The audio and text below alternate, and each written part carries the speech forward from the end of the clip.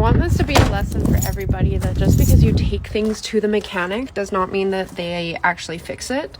Like I said before, I had to take my van in again so that they would fix that little tiny part that was so obvious that needed to be replaced.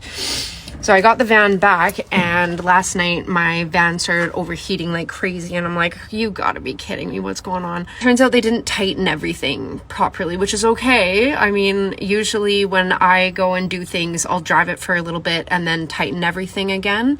I don't know if they just didn't do that or like what, but yeah.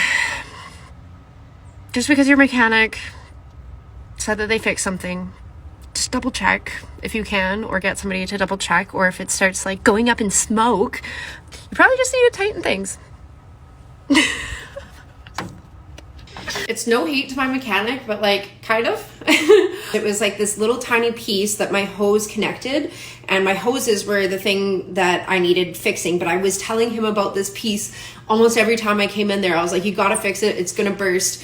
So when I picked it up at that last time, they had connected my hose into this piece that is like literally about to burst. And I'm like, how do you miss that? Like, that makes no fucking sense to me. Like, you're literally plugging it into something that like is gonna burst. So I texted them and I was like, dude, like, come on. And he was like, yo, okay, sorry, bring it back.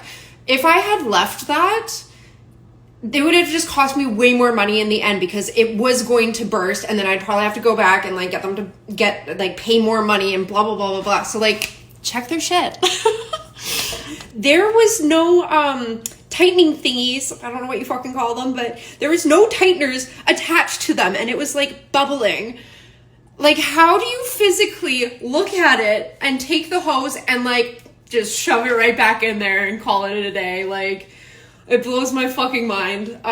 So yeah, I got them to fix it, and then yeah, last night it was leaking again. So either they didn't run it after they fixed it to make sure there was no leaks, or didn't drive it around or whatever, which again blows my fucking mind, because it's within the coolant system. You gotta turn it on, make sure there's no leaks. Whether you just like leave it on for like 5-10 minutes, like they would have seen that and been able to tighten it. You know what I mean?